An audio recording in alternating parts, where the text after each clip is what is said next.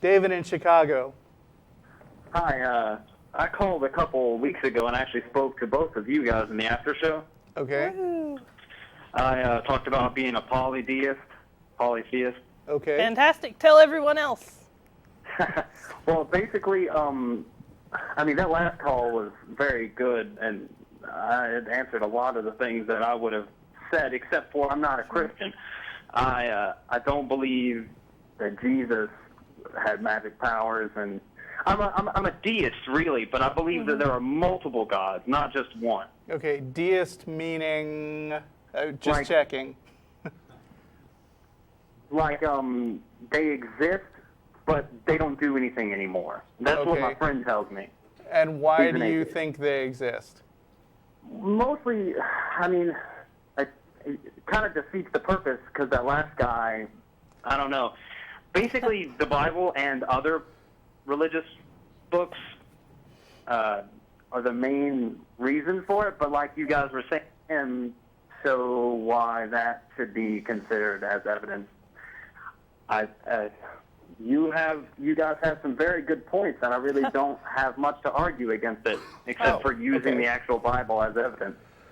Yeah, Right. a lot of people liked to believe a lot of things, and it didn't always make sense or add up or have good reasons for it. Yeah, and again, I'll repeat what I said to the last guy, which is that we're not sitting here saying that the Bible couldn't possibly have happened. It's just that without starting from the assumption that those stories happened, there's really no reason to go there. So you're agnostic. I'm an agnostic atheist, personally. So you're both.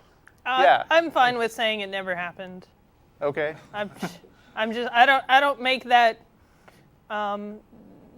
that kind of politeness towards like unicorns. I'm fine with saying unicorns don't exist. I'm fine with saying unicorns could exist. They just probably don't. Okay. Yeah. But Well, anyway. Let me tell you the one specific verse in the Bible. It's very, very short. Why it kind of convinces me that there are more than one God. You mean within the extended universe of the Bible story, there is Yeah. more than one God. Wait, Yeah. is it the one? Is it from like very early in Genesis? Yes. Okay, I know that one. Read it. It don't. says, if I could find it here, it says, "Let us create man in our image." That's basically it. I can't Yeah, find there are actually a lot of little linguistic artifacts like that, and that is why people who, I believe, Friedman, who wrote the Old Testament, I think the frequent scholarly conclusion is that there was a polytheistic pre-Bible culture, and the early Bible was basically a collection of stories that got basically put together and then gradually cohered over the next few books. So that's also why Genesis chapter 1 and Genesis chapter 2 seem to tell the story of creation two different times, and the details are slightly different in each one. You know I've that, noticed right? Somewhat. Okay. So yeah, there are hints that the authors of the earliest Bible stories in Genesis were actually polytheists. That's interesting. Yeah. But I do have a few questions. I know this might be boring to the viewers, but I want to learn a little bit more about you guys. Okay. Okay. So you're atheists, and is that? I said this last time, and y'all got a bit offended. I said, does that mean y'all hate God? And I don't mean as in like you hate Santa Claus. I mean as in like the character of God, the way He's written about in the Bible, about being jealous. Personally, I don't think the God described in the Bible is very praiseworthy. But even if He was the greatest God in the world, I'd still be an atheist. I mean, the greatest God in all possible mythologies, I still wouldn't believe Him. So no, being an atheist doesn't mean that we hate God. So I think part of the reason that maybe people get upset when you ask them, do you hate God, is because it's a line that Christian preachers or authority figures give to their church about why they don't believe in God or why they don't like God. Because they're being angry. Yeah, they're just say atheists are just angry at God because they want to sin or they want to do something against God because they don't want their congregation to believe that there are legitimate reasons for not believing in God. So they give incorrect reasons, and then atheists have to deal with kind of this debunking of, no, I'm not angry at God, but I just don't think that it makes any sense. And the God of the Bible is definitely one of the most horrible villains that you could ever possibly create.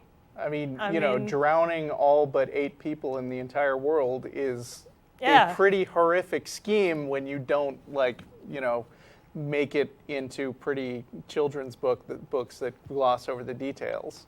Yeah, can you imagine? I drowned one baby, and I get in trouble, but if you drown every single She did not drown any babies. I'm just saying. Drown every single baby. I mean, that's terrible. That's terrible. Okay. I have another question. So you would basically align yourselves with people who consider themselves to be skeptics? Yeah. Yeah. So are you more an atheist group or a skeptic group or both? I would say we're both. I mean, you could be, like the example I always bring out is that there's this group of people called the Raelians that you might actually identify with. I'm not sure. No. Don't be mean. No. There's a group of people called the Raelians who don't believe there's a God, but they believe that the Bible was written by aliens. Like the Ancient Aliens TV show? Yeah, kind of like that.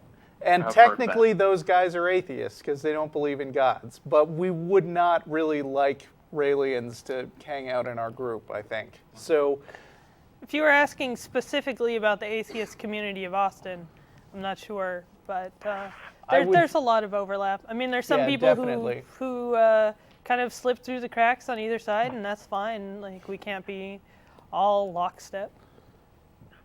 Okay, so I got one last question, and I'm really kind of lost myself in this. I went to church this morning, and I just didn't feel right, and I felt out of place. Mm-hmm. But, so what would be your, I guess, default position that you would, handle claims about God and deities? Like a filter that you would put... So if someone proposed a new God topic to us, what would our default position be?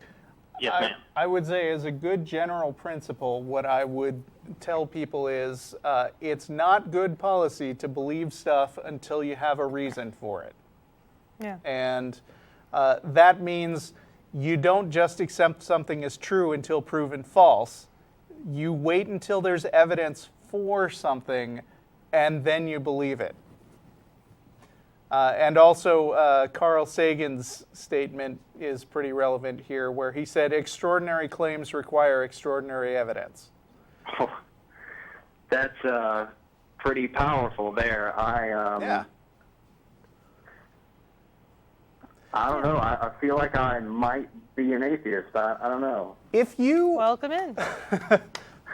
Yeah, welcome. No, if you want to read something that's not directly atheist, but is sort of about, critical thinking and the way to approach a skeptical worldview, I just mentioned Carl Sagan. His book, Science is a Candle in the Dark, The Demon-Haunted World. The Demon-Haunted World is one of my favorite books to recommend to people, just as being a general book about how to think. And you said Carl Sagan? Carl Sagan. He used to do a PBS series on science in the 70s. Okay, I'll pick that up. Okay.